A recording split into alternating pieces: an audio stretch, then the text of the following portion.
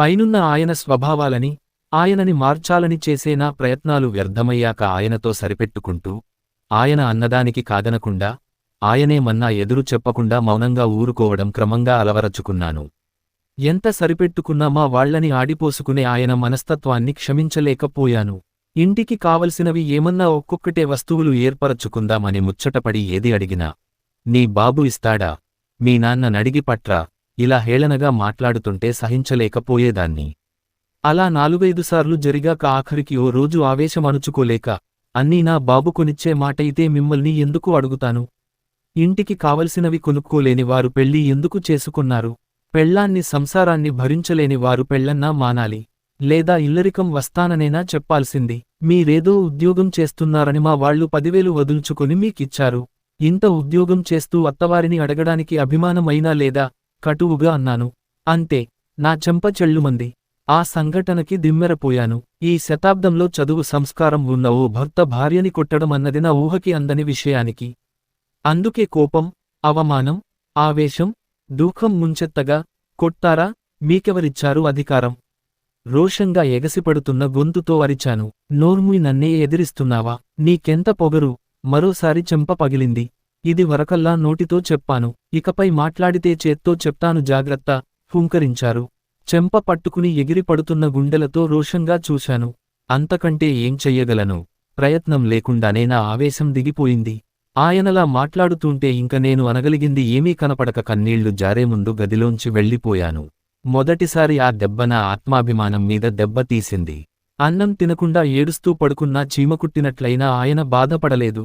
కనీసం పొరపాటైంది అంటారేమోనని ఎదురు చూసిన నా ఆశ నిరాశ అయింది. ఆ సంఘటన తర్వాత ఆయన కోపం, సాధింపు ఎక్కువైంది. నా విరక్తి హెచ్చయింది. అప్పటినుంచి ఏ కాస్త సందు దొరికినా మా వాళ్లని ఆడిపోసుకోవడం ఆయనకొక హాబీగా తయారైంది. ఆయనలా అంటుంటే నేను బాధపడతానని తెలిసినా మీద కక్ష తీర్చుకుంటున్నట్టు మాటలతో హింసించి సంతృప్తిపడేవారు. ఆయనలా అంటున్నప్పుడు అతి ప్రయత్నం మీద ఆ మాటలు విననట్టు నిగ్రహం చూపసాగాను. నేను ఎదురు తిరిగి జవాబు ఇస్తే నా మీద ఎగరవచ్చు అనే అవకాశం ఆయనకివ్వకుండా నిర్లక్ష్యంగా ప్రవర్తించసాగాను. ఆ ఎత్తు పారకపోయేసరికి నాకు మొగుడంటే లెక్కలేదని, ఆయన మాట అంటే నిర్లక్ష్యమని, పొగరని ప్రతి చిన్నదానికి సాధింపు, తిట్లు తినసాగాను. మరీ శృతి మించిన నాడు కొట్టి పగ సాధించినట్టు తృప్తి పడసాగారు. 6 నెలల వైవాహిక జీవితంలో ఇన్ని అనుభవాలు కలిగాయి. నేను కలలుకన్న ముచ్చటైన సంసారం, ఆలుమగల అన్యోన్యత, సరదాలు, సినిమాలు, షికార్లు వగైరాలన్నీ కలలుగా మిగిలిపోయాయి. కాని ఎన్నడూ కలలో కూడా అనుకోని తిరస్కారాలు, చివాట్లు, చెంప దెబ్బలు, అవమానాలు మాత్రం అనుభవంలోకి వచ్చాయి. నా జీవితం ఇలా వక్రించడానికి కారణం ఏమిటి అని ఆత్మవిమర్శ చేసుకునేదాన్ని అప్పుడు. మా సంసారం ఇలా మారడానికి నేనెంతవరకు బాధ్యురాలిని? ఆయన ఏమన్నా నోరుమూసుకుని సహించలేకపోవడం ఒక్కటే నా తప్పుగా కనిపించేది. ఈ జీవితం ఇంతేనని విరక్తిలో పడిపోయి ఇంట్లో యాంత్రికంగా బతకడానికి అలవాటుపడ్డాను. లేవడం, ఇంట్లో పని చూసుకోవడం, ఆయన ఆఫీసుకెళ్ళాక కొనుక్కున్న 2 పత్రికలు, ఇక్కడ అక్కడ నుంచి తెచ్చిన పుస్తకాలు, పేపరు చదవడం, ఎంతసేపు వీలైతే అంతవరకు మొద్దులా పడి నిద్రపోవడం, మళ్లీ మధ్యాహ్నం పని, ఎవరైనా ఇరుగమ్మ, పోరుగమ్మ వస్తే పలకరించడం, రాత్రి వంట, తిండి, పడుకోవడం, ఒకటే దినచర్య. ఆయనతో ఎంతవరకు అవసరమో అంతవరకే మాట్లాడటం. ఆయన తిట్టే తిట్లకి మనసు మొద్దుబారింది. కొడితే మొదట్లో మాదిరి రోషం, అవమానం అనిపించని స్థాయికి చేరాను.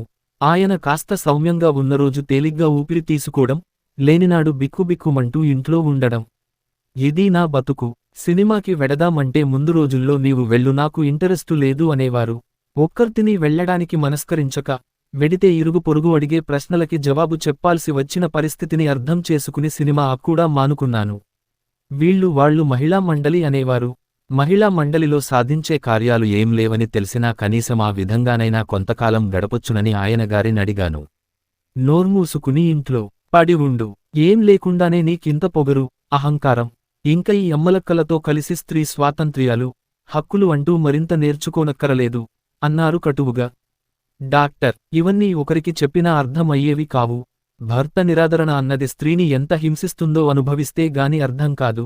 పైకి అదృష్టవంతురాలు, మంచి ఇంట్లో పడింది, మొగుడు 1000 రూపాయలు తెస్తాడు అనుకోవచ్చు అందరూ. అందరికి కావలసింది, కనపడేది మొగుడి ఆర్జనే. కాని ఆ ఇల్లాలు ఏం సుఖపడుతుంది? ఆ భార్యాభర్తలు అనురాగంతో ఉన్నారా అన్నది ఎవరికీ పట్టదు. అదృష్టం అంటే మొగుడి హోదా మాత్రమే. ఇలాంటి స్థితిలో ఏ ఆడపిల్ల అయినా భర్త గురించి ఏం చెప్పగలుగుతుంది? అసలు ఎలా చెప్పగలదు? కన్న తల్లిదండ్రులతోనైనా భర్త తిట్టున్నాడు, కొడుతున్నాడని చెప్పుకోవడం పరువు తక్కువనిపిస్తుంది. అయితే నీ తల్లిదండ్రులకి తెలియదా నీ భర్త ప్రవర్తన?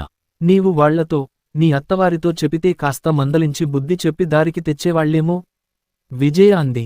శారద అదోలా నవ్వింది.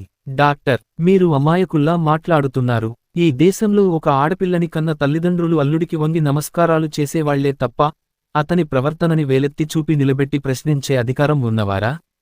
ప్రశ్నించి అల్లుడిని ధిక్కరించే శక్తి, ధిక్కరించాక ఆ పరిణామాలని ఎదుర్కోగల నిబ్బరం ఉందా? అవుననుకో, పెద్దలకి తెలిస్తే కాస్త నచ్చ చెప్పి కాపురం సరిచేసేవారేమో.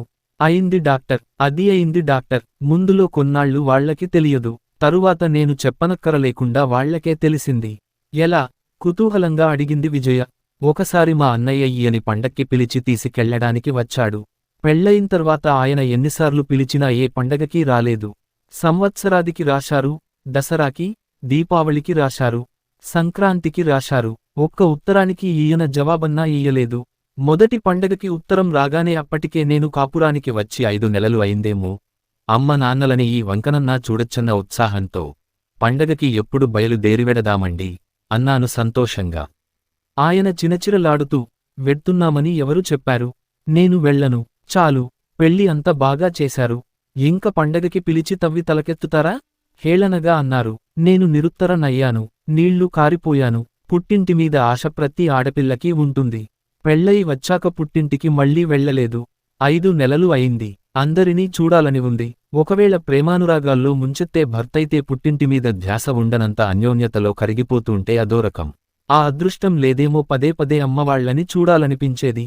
ఈ పెళ్లి చేసుకుని నేనెంత నష్టపోయానో అన్న ఆలోచన వచ్చినప్పుడల్లా మావాళ్లు గుర్తువచ్చేవారు.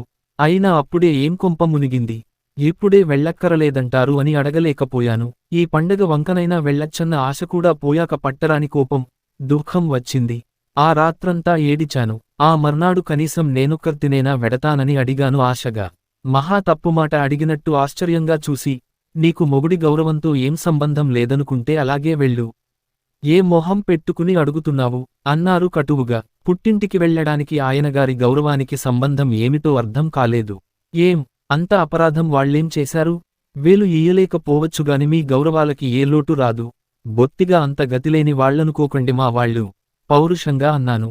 ఇదిగో, నీవు వెళ్లాలంటే నిరభ్యంతరంగా వెళ్లొచ్చు. నా మాట మీదలెక్కలేని పక్షంలో నిరభ్యంతరంగా వెళ్లొచ్చు కాని మరి తిరిగి రానక్కరలేదు అనేసి వెళ్ళిపోయారు. మరి తిరిగి రావద్దు. ఏమిటో ఆ బెదిరింపు? సరే, రాను. ఏమిటో ఈయన బెదిరింపు నేను చూస్తాను. ఎగిరి పడుతున్న గుండెలతో ఆ క్షణంలోనే వెళ్ళిపోవాలన్నంత ఆవేశం ముంచెత్తింది. ఒక్క 2 నిమిషాలలో ఆవేశం చల్లారగానే తిరిగి రాకుండా ఎక్కడికి వెడతాను? తిరిగి వెళ్లనంటే అమ్మనాన్న ఊరుకుంటారా? పెళ్లయిన ఆడపిల్లని పుట్టింటివారు మాత్రం ఎన్నాళ్లుంచుకుంటారు? లోకులకి జడిసి అయినా కాపురానికి రాక తప్పుతుందా? వెడితే తిరిగి రావద్దంటే ఏం చెయ్యాలి? అలా వెళ్ళి మళ్లీ వస్తే మరింత లోకువవుతాను. ఆలోచిస్తుంటే ఈ దేశంలో ఓ ఆడపిల్ల స్థితి ఎంత అధోగతిలో ఉంది. కాలం మారింది, రోజులు మారాయన్నారు. ఏం మారింది? ఈనాటికి భర్తదయాదాక్షిణ్యాల మీద ఆధారపడి బతకాల్సిందే గదా.